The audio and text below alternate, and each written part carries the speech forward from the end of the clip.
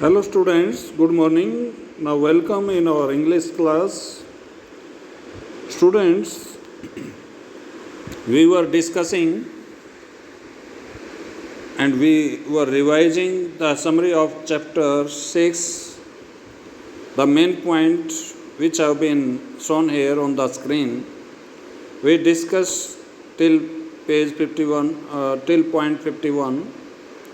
Now we are going to start our revision, our summary from point 52 in second part of our video. Now, the conversation between the narrator and that lady was going on about any cold drink, about any drinkable item. At that time, when she was asked about any drink, she told the narrator that she didn't take any drink except white wine. Here you are watching in point number 52. My doctor will not let me drink anything but champagne. Champagne means a sparkling white wine, चमकती हुई सफ़ेद शराब. ये आप देख रहे हैं. कहती है कि मैं पहले तो वो कहती है कुछ लेती नहीं, फिर कहती है शैम्पेन चलेगी क्योंकि मेरे डॉक्टर ने बताया हुआ है. I imagine I turn a little pail.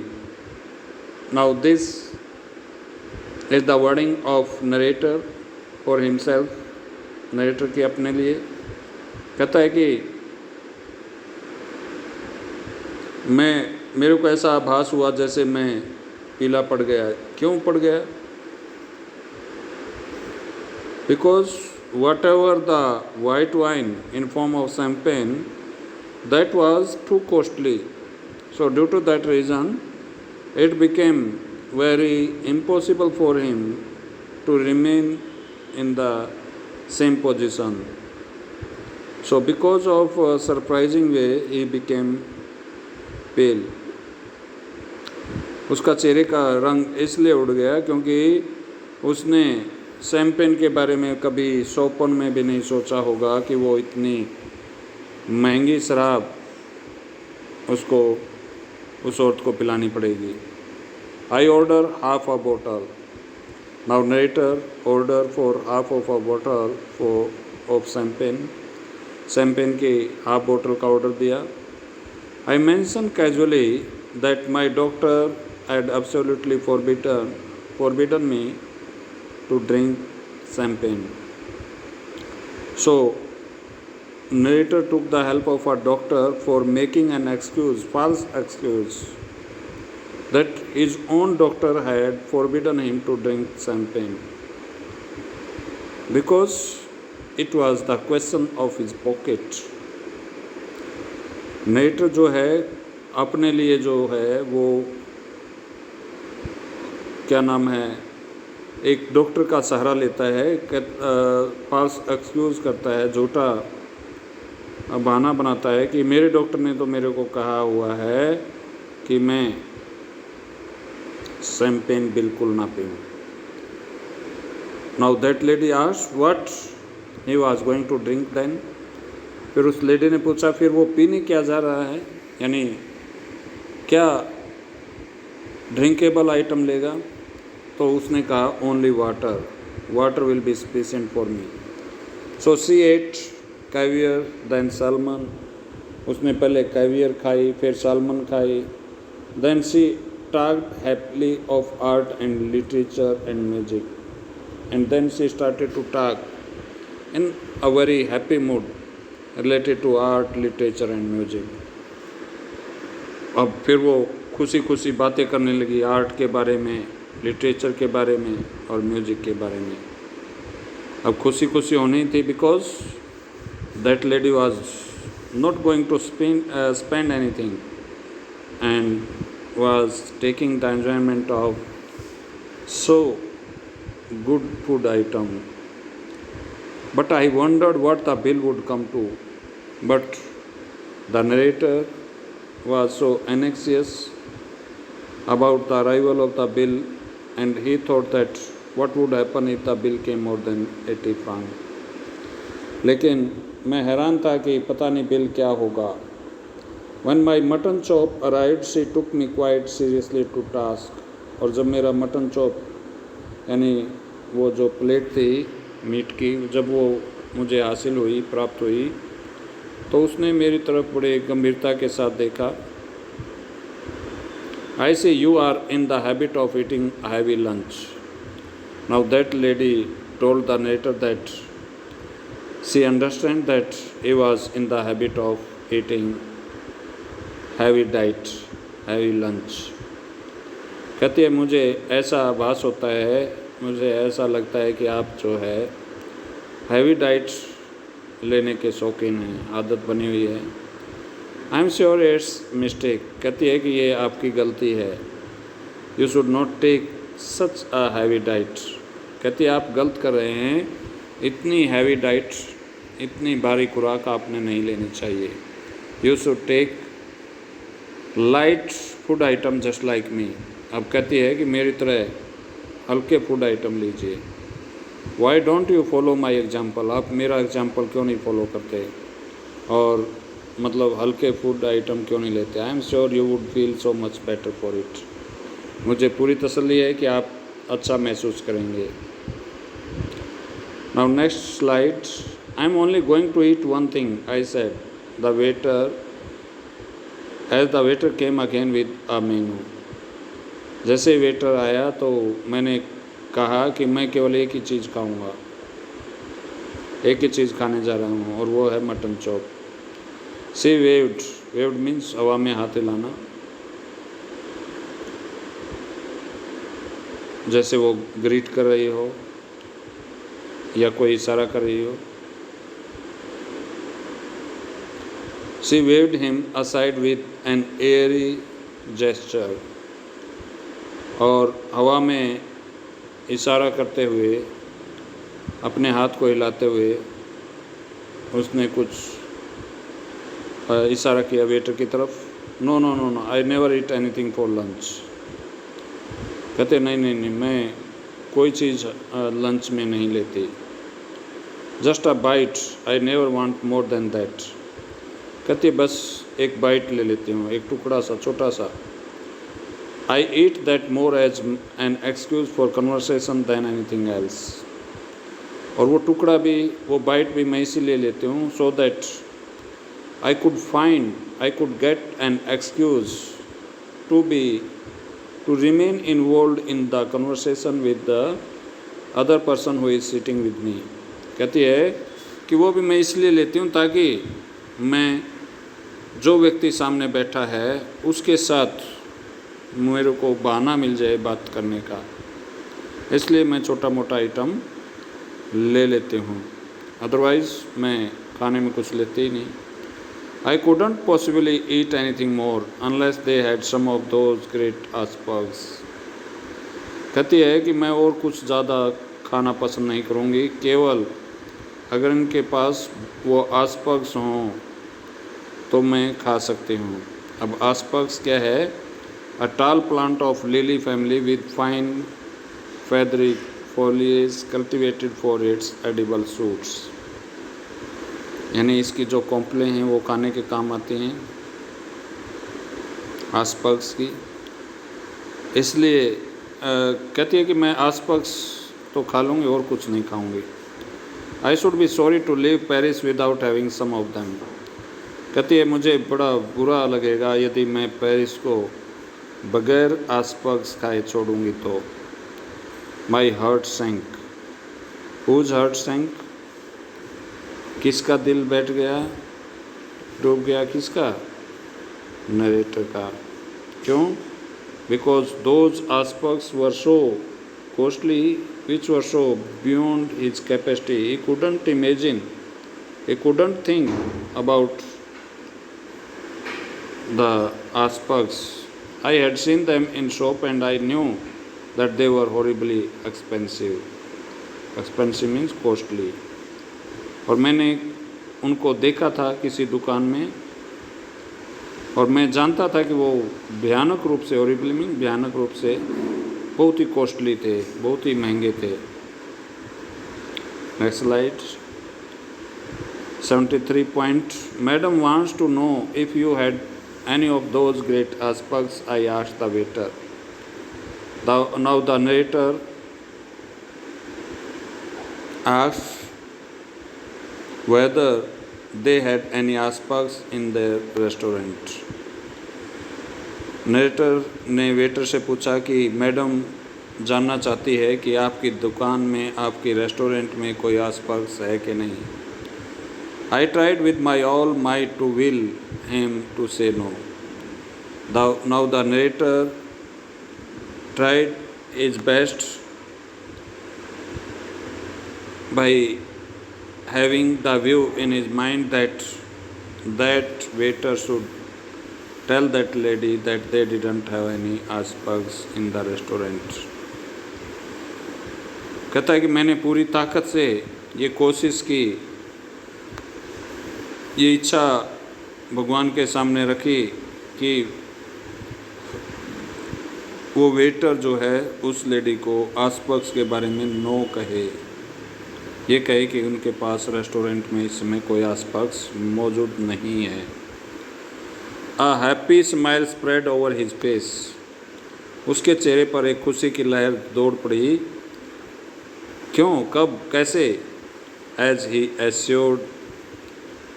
assured me that they had some so large, so tender and so very rich that it was a miracle। Now, narrator tells that there was a smile on the face of that lady when the narrator was assured by the waiter that they had some so large, so tender, so very rich। कहता है कि उसके चेहरे पर जैसे ही narrator ने मेरे को तसल्ली दिलाई कि उनके पास है एक बहुत बड़ा सा कोमल और बहुत ही सुंदर, बहुत ही अच्छा, तो उसके ये कहते ही उसके चेहरे पर हंसी फैल गई। I am not in the list hungry my guest साहिब। मेरे मेहमान ने लंबी सांस लेते हुए कहा, but if you insist I don't mind having some asparagus. लेकिन आप अगर जोर देना चाहते हैं तो मैं कुछ आस्पर्ग्स जो है वो लेने में हिचकिचाऊंगी नहीं। I order them. मैंने आस्पर्ग्स का ऑर्डर दिया। Aren't you going to have any? क्या आपके पास कोई नहीं है? Aren't you going to have any means क्या आप कोई आस्पर्ग्स खाने नहीं जा रहे? No I never eat asparagus. Narrator कहता नहीं, मैं कोई आस्पर्ग्स नहीं खाता।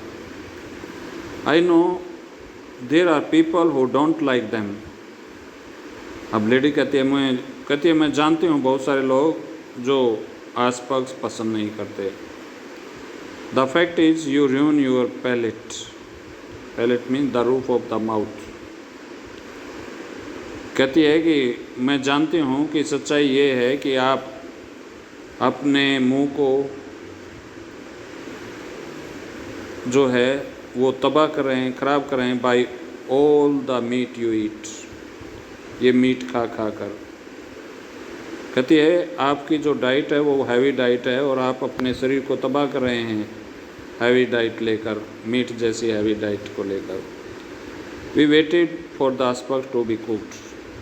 और हमने इंतजार शुरू कर दी कि कब आस्पर्ग्स पक कर आएँ। Panic means sudden uncontrollable fear और एंग्जाइटी, यानी एकदम बड़ी चिंता हो जाना। पैनिक सीज मीन जकड़ना, यानी एक बहुत बड़े डर, बहुत बड़ी चिंता ने मेरे को जकड़ लिया। किसको जकड़ लिया? नरेटर को। It was not a question now how much money I should have left over the rest of the month, but whether I had enough to pay the bill. Now what type of anxiety the narrator had here in point 84. The narrator had the anxiety, the narrator had the fear that what would happen if the bill came more than 80 francs. That type of fear was there in his mind. ये था उसके दिमाग में डर. कहता है कि यदि 80 फ्रांक से ज़्यादा बिल आया तो मेरा क्या होगा.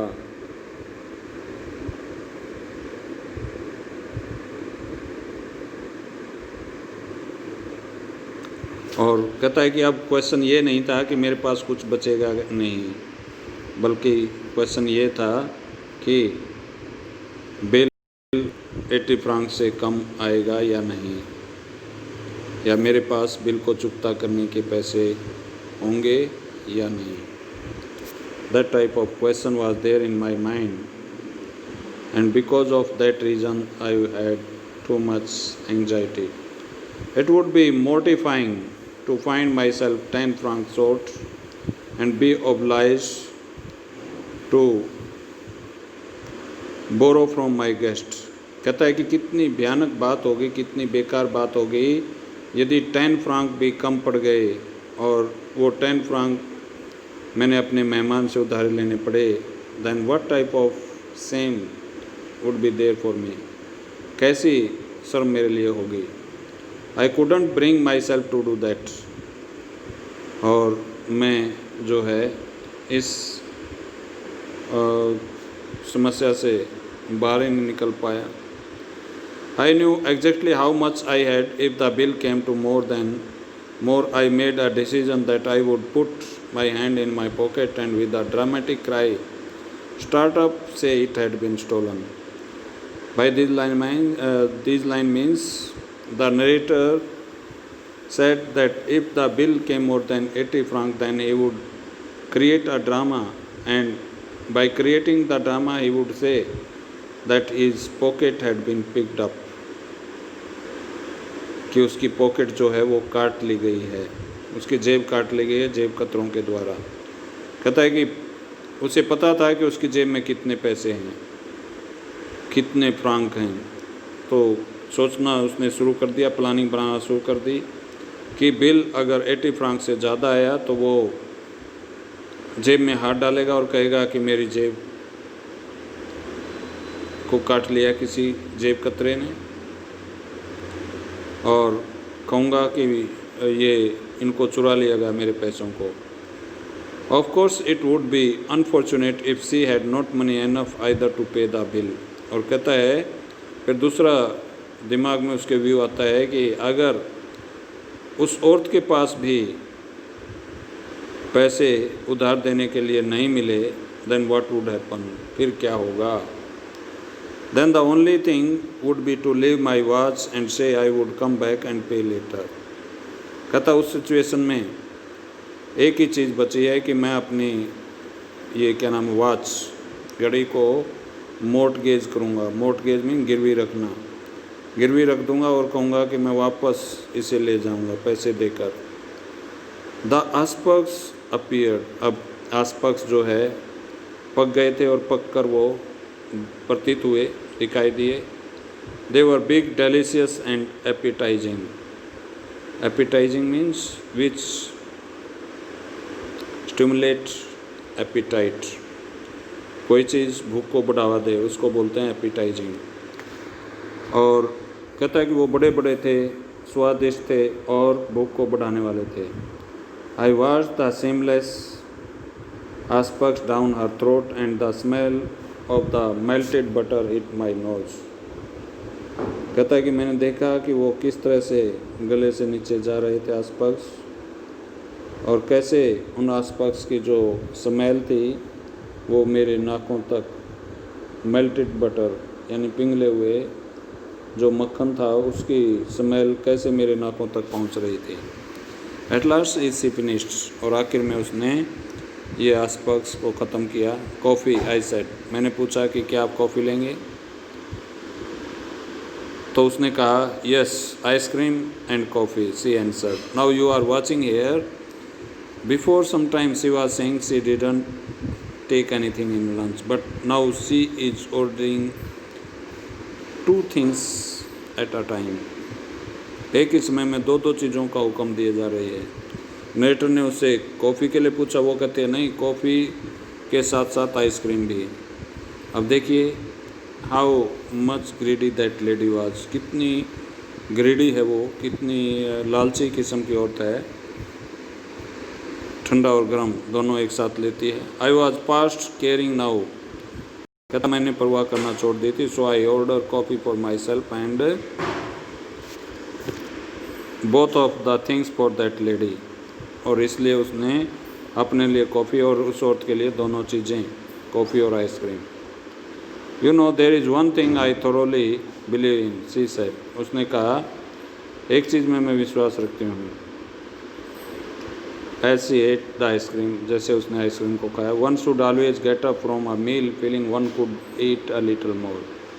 अब ये देखिए कितनी फॉल्स स्टेटमेंट है जो उस औरत ने दी है। कहती है कि हर किसी को भोजन की टेबल से तब उठ जाना चाहिए जब थोड़ा सा वो भूखा हो या भूखी हो, यानी भरपेट भोजन नहीं करना चाहिए। डाइनिंग टेबल से हर किसी को थोड़ा सा भूखा ही उठ जाना चाहिए।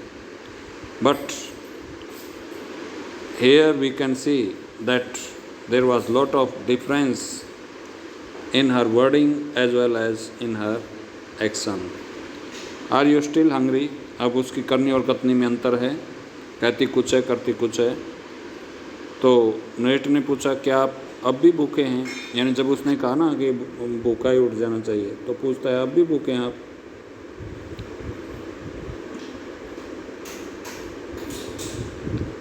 ओ no I am not hungry, कहती है नहीं मैं भूखी नहीं हूँ। आई डोंट ईट लंच, कहती है मैं लंच लेती ही नहीं। I have cup of coffee in the morning and then dinner, कहती है मैं सुबह कॉफ़ी लेती हूँ, उसके बाद डिनर सीधा करती हूँ, लंच लेती ही नहीं। आई never eat more than one thing for lunch, और लंच में एक चीज़ से ज़्यादा कभी लेती ही नहीं। I was speaking for you, कहती है मैं तो आपके लिए बातें कर रही थी कि आप कुछ लेंगे। ओ आई सी, कहता अच्छा मैं समझा। Then a terrible thing happen, और फिर एक भयानक सी चीज़ घटी। क्या घटी? Then a terrible thing happen while we were waiting for the coffee, जब कॉफ़ी के लिए इंतज़ार कर रहे थे तो एक हेड वेटर जो है वो एक basket full of big peaches, peaches a type of fruit, तो एक हेड वेटर जो है आया बड़े बड़े पीचेस की बास्केट, बास्केट मीन्स टोकरी लिए हुए। दे वर ब्यूटीफुल, बहुत ही सुंदर पीचेस थे वो। They had the rich tone of Italian country, और इटली की महक उनमें थी। But surely peaches were not in season then, लेकिन वो पीचेस सीजनल नहीं थे, इस समय मौसम में नहीं थे वो बेमौसमी थे, गैर मौसमी थे। God knew what they cost, और कहता है भगवान जाने उनकी कीमत क्या होगी। अब जो अनसीजनल चीज़ें होती हैं वो कॉस्टली होती हैं, इसलिए वो सोचता है कि अब क्या कीमत होगी इसकी। You see you have filled your stomach with a lot of meat, my one miserable little chop and you can't eat any more, but I have just had a snack and I shall enjoy a peach.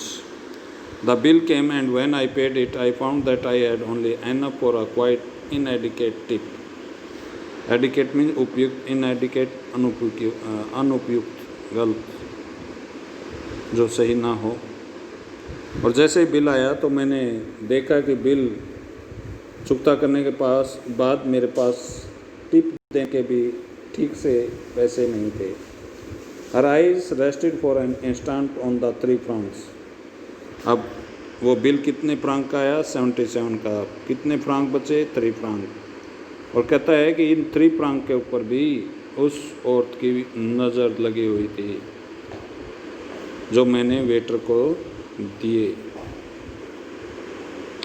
But when I walked out of the restaurant I had the whole month before me and not a penny in my pocket.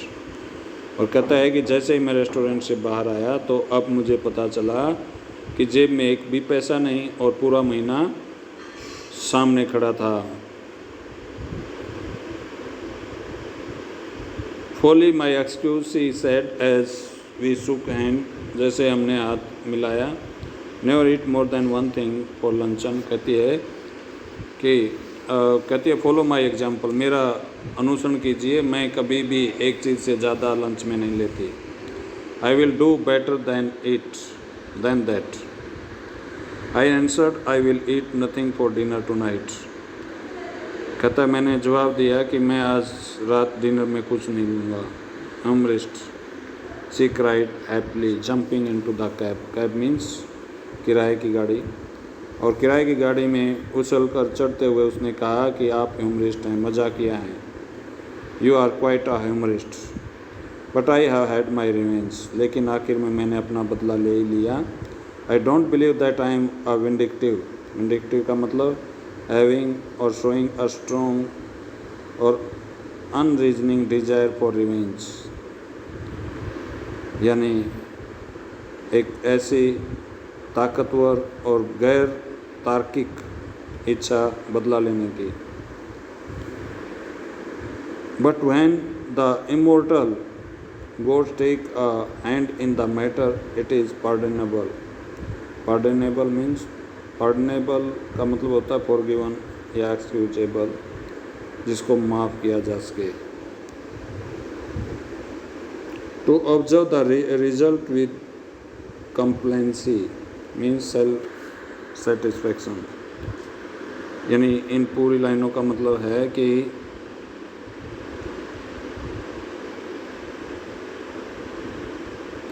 But when the immortal gods, immortal नासवान, immortal चीज़ जो नासवान ना हो, लेकिन जब कोई देवता नासवान देवता take a hand in the matter, किसी मामले में हाथ डालता है, it is a pardonable to observe the result, तो उस रिजल्ट को महसूस करना, देखना, ये पार्डनेबल हो जाता है विद कंप्लेंसी, सेल्फ सेटिस्फैक्शन के साथ, आत्म संतुष्टि के साथ। उस रिजल्ट को ऑब्जर्व करना एक्सक्यूजेबल हो जाता है। टुडे शी वेज 133 किलोग्राम, आज उसका weight, who is she, the lady who was taking lunch with narrator, आज उस औरत का वेट जो है वो 33 किलोग्राम, 133 किलोग्राम हो गया है। तो यहाँ पर इस लाइन के द्वारा ये पता चलता है कि after all the narrator took his revenge because by eating too much thing that lady had become too fat, due to which it had become impossible for that lady to walk, to sit and to stand and to run. तो आखिर में उसने कैसे बदला लिया कि आज वो और जो है बहुत मोटी हो गई थी, जिसके कारण वो चल नहीं सकती थी, घूम नहीं सकती थी, फिर नहीं सकती थी। I think that you will like this video. Okay, thank you.